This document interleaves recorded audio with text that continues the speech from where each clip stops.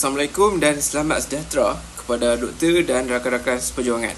Saya Ani akan memulakan pembentangan ini. Bismillahirrahmanirrahim. Kami memilih tajuk peranan etika dan peradaban dalam mendukung tanggungjawab sosial. Sebagai tajuk kami untuk kali ini, rakan-rakan tahu apa itu tanggungjawab sosial. Tanggungjawab sosial merangkumi kewajipan individu, organisasi atau syarikat terhadap kebajikan masyarakat secara keseluruhan. Ini melibatkan kesedaran terhadap impak aktiviti terhadap persekitaran, ekonomi dan sosial. Tanggungjawab sosial memerlukan tindakan positif untuk memperbaiki isu-isu seperti kemiskinan, pendidikan dan alam sekitar. Syarikat perlu menjalankan perniagaan mereka secara etika dan memberi sokongan kepada inisiatif sosial. Individu juga memainkan peranan dengan sumbangan masa atau sumber kekuasaan yang memerlukan bantuan. Tanggungjawab sosial mencerminkan kesediaan untuk menyumbang kepada pembangunan komuniti secara positif dan mencipta keseimbangan antara keuntungan ekonomi dan kebajikan masyarakat. Kesedaran dan pelaksanaan tanggungjawab sosial memainkan peranan penting dalam membentuk masyarakat yang lebih baik secara keseluruhan. Dengan berkomitmen pada tanggungjawab sosial, masyarakat dan perniagaan dapat bersinergi untuk mencapai pembangunan yang seimbang dan berkelanjutan, merapatkan jurang sosial serta mencipta persekitaran yang lebih baik untuk generasi pada masa hadapan.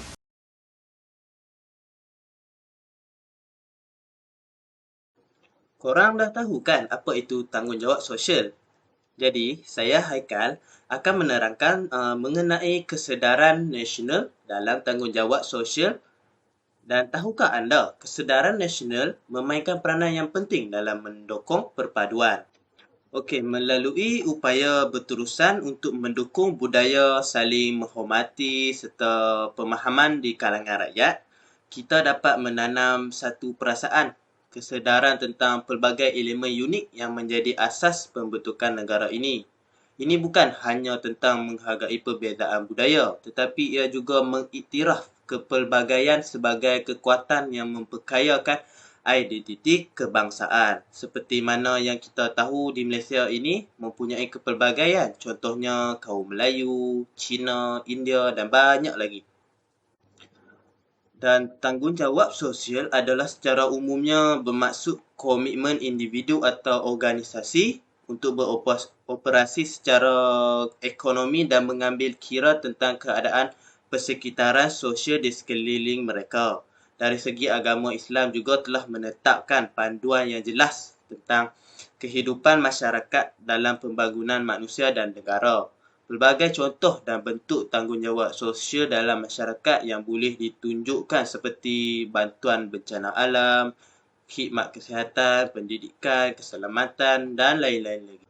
So, pada dasarnya, pendidikan memainkan peranan yang amat penting dalam menyebarkan kesedaran nasional dengan memasukkan elemen pembelajaran yang menekankan perpaduan dalam kurikulum. Kita boleh membentuk generasi yang lebih peka terhadap kepentingan perpaduan dan harmoni dalam masyarakat. Lebih-lebih lagi, pendidikan ini ditekankan pada peringkat awal, iaitu pada kanak-kanak. Okey, saya ingin mengambil contoh dalam peristiwa hitam yang pernah berlaku di dalam negara kita Malaysia ini, iaitu peristiwa 13 Mei pada tahun 1969 yang melibatkan ketegangan antara pelbagai kumpulan etnik dan masyarakat. Peristiwa ini menunjukkan bahawa kepelbagaian budaya dan etnik Malaysia adalah satu sumber kekayaan, tetapi ia juga boleh menyebabkan ketegangan jika ia tidak diurus dengan baik. Kepentingan menghormati dan menghargai kepelbagaian dalam masyarakat ini boleh kita ambil sebagai iktibar. Peristiwa ini banyak memberikan pengajaran tentang tanggungjawab sosial yang harus dipikul oleh setiap individu dan masyarakat dalam mencapai kesejahteraan dan keamanan bersama. Bukan hanya kerajaan sahaja, tetapi setiap warga negara juga perlu memiliki tanggungjawab sosial. So, dalam konteks ini, pentingnya pendidikan dan kesedaran dalam membentuk masyarakat yang bertanggungjawab. Di dalam pengenalan pendidikan sejarah, kita perlu ambil iktibar tentang di mana objektif serta pembelajaran nilai-nilai kewarganegaraan. Selain itu, pentingnya untuk menyedari betapa berpengaruhnya menghargai kepelbagaian etnik dan memperkukuhkan semangat satu Malaysia bagi masyarakat sebagai cara yang efektif bagi menghindarkan mereka dari pergolakan yang memberi impak negatif terhadap semua orang. Berdasarkan peristiwa ini, ia menunjukkan bahawa masyarakat di Malaysia perlu memastikan penyediaan platform atau kita kata perbincangan yang terbuka dan jujur antara kumpulan etnik ini. Ini untuk membantu mencegah perselisihan faham dan stereotip. Dengan ini, rasa persamaan dan kepentingan bekerjasama sebagai satu bangsa dapat menstabilkan kelompok masyarakat dan kemajuan negara. Terima kasih Aikal. Jadi korang tahu apakah faktor-faktor dalam memupuk kesedaran nasional, terutamanya dalam kalangan masyarakat kita? Jadi terdapat beberapa faktor iaitu muhibah, hormat menghormati dan terakhir ialah bekerjasama dan toleransi. Apa itu semangat muhibah? Muhibah membawa maksud persaudaraan atau keharmonian dan ianya juga merujuk kepada semangat saling menghormati, memahami dan bekerjasama di antara pelbagai lapisan masyarakat yang berbeza, suku, agama dan budaya. Dalam konteks kesedaran nasional, semangat muhibah menciptakan ikatan sosial yang kuat di antara individu-individu dengan latar belakang yang pelbagai.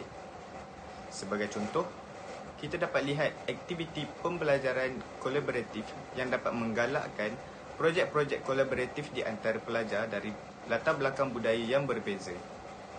Perkara ini mendorong kumpulan pelajar untuk menyelidik dan menyajikan tentang tradisi kebudayaan masing-masing.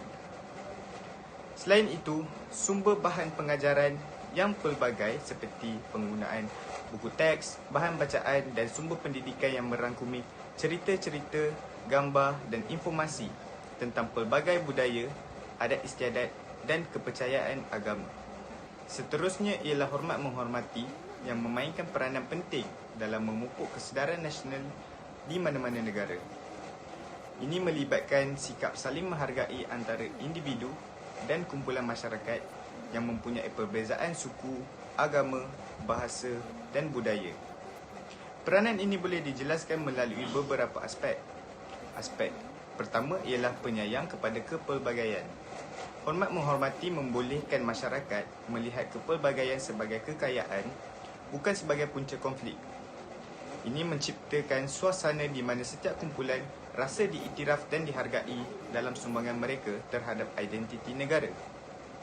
Dengan ini, kita dapat mengelakkan daripada terjadinya isu-isu berkauman di Malaysia. Kedua ialah penyelesaian konflik dan diskriminasi.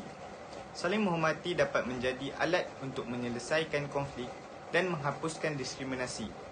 Apabila masyarakat mempunyai tahap penghargaan yang tinggi terhadap perbezaan, konflik dapat diselesaikan secara damai dan tindakan diskriminasi dapat dihindari.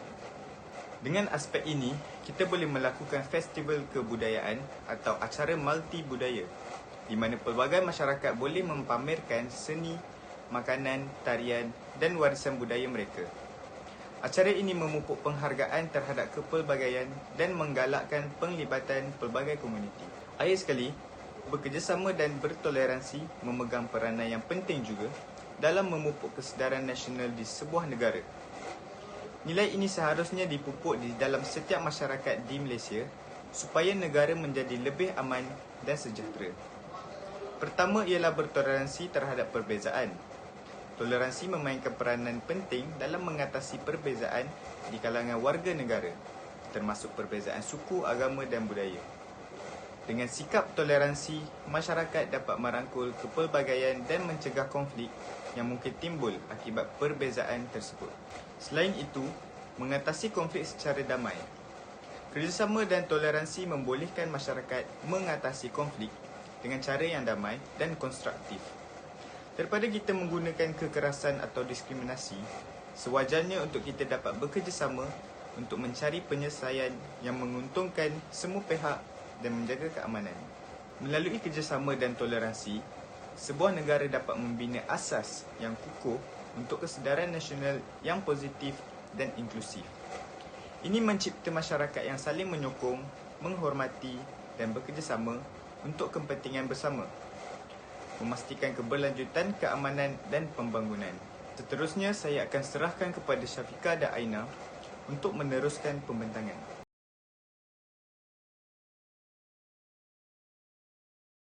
Jadi, korang dah dengar kan betapa pentingnya memupuk kesedaran nasional terutamanya di kalangan rakyat Malaysia.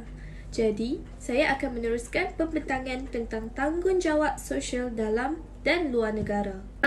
Korang tahu tak apa itu tanggungjawab sosial dalam negara? Mari saya sebutkan. Tanggungjawab sosial dalam negara adalah sebuah aktiviti yang melibatkan tanggungjawab sosial yang dijalankan bersama-sama yang mampu mewujudkan rasa tanggungjawab dan kesefahaman dalam satu kelompok sehingga mampu meningkatkan jati diri setiap individu. Tanggungjawab sosial dalam negara mempunyai dua sudut pandangan. Yang pertama ialah sudut pandangan keluarga, yang kedua adalah sudut pandangan masyarakat. Dari sudut pandangan keluarga, kita sebagai manusia yang bertanggungjawab hendaklah menunjukkan etika dan adab yang baik kepada setiap ahli keluarga. Bagi sudut pandangan masyarakat pula, setiap masyarakat hendaklah mempamerkan etika dan adab yang baik dan sopan terhadap orang sekeliling, tak kira bangsa dan agama. Jadi, seterusnya, Ainatul akan menerangkan tentang tanggungjawab sosial luar negara. Bukan itu sahaja tahu, terdapat juga tanggungjawab sosial luar negara. Okay, apa itu tanggungjawab sosial luar negara? Tanggungjawab sosial luar negara adalah sebuah aktiviti yang melibatkan tanggungjawab sosial yang perlu diberi perhatian kepada luar negara yang memerlukan sebarang pertolongan atau sumbangan bagi memastikan pembangunan dan keselamatan negara mereka dalam keadaan yang baik. Apa yang kita dapat lakukan adalah memerlukan bantuan atau sumbangan dalam bentuk makanan atau minuman, pakaian, ubat-ubatan, peralatan asas atau sebagainya kepada negara-negara yang terlibat dalam bencana atau peperangan. Seterusnya juga kita boleh menjalankan misi kemanusiaan di mana-mana negara yang memerlukan bagi memudahkan pembangunan semula sesebuah negara itu. Korang tahu tak, kita perlu mempunyai sikap mengambil peduli tentang peristiwa dan kejadian yang berlaku dalam negara dan di luar negara kerana ia merupakan tanggungjawab kita semua. Kenapa? Kerana ia menajarkan pemikiran kita, menumbuhkan empati, kesedaran global serta memperkasa keselamatan dan kesejahteraan diri. Contohnya, isu yang hangat diperkatakan adalah isu Palestin. Kita semua perlulah mempunyai sifat empati terhadap mereka atas bencana yang berlaku terhadap mereka. Jadi korang, bagaimana kita nak kekalkan termaklum ke atas isu Palestin kita? Melalui sumber berita yang dipercayai, meneliti pelbagai perspektif dan menyumbang kepada gerakan yang relevan. Sebagaimana kita tahu yang kita tak dapat menyumbang banyak terhadap saudara mara kita di Palestin, tapi kita mampu berdoa kepada Allah untuk memudahkan urusan mereka. InsyaAllah. Berdasarkan isu Palestin yang diperkatakan ini, kita mestilah memfokuskan perhatian kepada isu semasa, masalah tempatan dan juga cabaran global. Setiap individu, pemimpin maupun masyarakat memain peranan penting untuk menyebarkan maklumat dan menggalakkan perubahan positif dengan mengambil tahu dan bertindak. Kita bukan sahaja memperkayakan diri sendiri tetapi juga menyumbang kepada masyarakat dan dunia yang lebih baik. Untuk seterusnya, saya serahkan kepada Ainatul untuk penerangan yang lebih lanjut. Terdapat 7 bantuan yang boleh disalurkan, antaranya ialah bantuan kewangan, penjagaan alam sekitar, bantuan bencana alam, bantuan bidang pendidikan, khidmat kesihatan, infrastruktur dan kemudahan awam dan khidmat kaunseling. Saya akan menerangkan sebahagian daripada 7 bantuan yang mungkin selalu kita lihat dan dengar. Pertama sekali ialah bantuan kewangan. Ianya adalah sumber yang terpenting untuk menyediakan keperluan dan memenuhi tuntutan keperluan asas. Tanpa sumber kewangan yang mencukupi, banyak perkara yang akan terjejas termasuklah ketidakcukupan keperluan asas yang utama seperti makanan, ubat-ubatan, pakaian dan keperluan lain. Seterusnya ialah bantuan bencana alam. Bencana alam seperti banjir kilat, gempa bumi, tsunami, letusan gunung berapi, tanah runtuh dan sebagainya. Bencana ini akan menyebabkan berlakunya kemusnahan termasuklah nyawa, harta benda, tempat tinggal. Perkara ini menuntut semua pihak termasuklah saya sendiri dan diri anda juga untuk mengalas tanggungjawab sosial dengan menghulurkan bantuan dengan segera. Khidmat kesihatan adalah salah satu bentuk bantuan untuk memberi kesedaran bahawa rakyat betapa pentingnya kita peka dalam menjaga kesihatan. Untuk pengetahuan korang juga, di Malaysia juga menyediakan khidmat pemeriksaan kesihatan secara percuma dan pemeriksaan kesihatan secara berkala. Ini dapat memastikan kualiti hidup yang lebih baik melalui pengurangan kesan penyakit dan membolehkan individu untuk mengendalikan kesihatan mereka dengan lebih baik. Melalui bantuan-bantuan ini, kita berusaha untuk memperbaiki kesejahteraan kesihatan masyarakat secara menyeluruh, membina kepedulian dan kesedaran akan pentingnya kesihatan sebagai asas utama kehidupan yang berkualiti. Jadi, korang dah tahu kan betapa pentingnya peranan etika dan peradaban dalam mendukung tanggungjawab sosial. Jadi, melalui etika, individu dan organisasi dapat membina hubungan yang berasaskan nilai-nilai moral, menyumbang kepada pembangunan masyarakat yang adil dan berdaya tahan. Peradaban mencipta landasan bagi pembinaan nilai dan norma yang dihormati dalam tanggungjawab sosial. Dengan mematuhi etika, pelibatan dalam kegiatan sosial dapat diterima secara luas dan memberi kesan positif kepada komuniti serta melalui penerapan etika dan nilai-nilai peradaban. Organisasi dapat menyumbang kepada keberlanjutan sosial dan persekitaran. Tanggungjawab sosial menjadi suatu bentuk pelaburan jangka masa panjang yang mampu melonjakkan pertumbuhan ekonomi. Oleh itu, kesedaran etika dan peradaban tidak hanya membentuk tindakan beretika tetapi juga membina jabatan ke arah pembangunan masyarakat yang berdaya maju.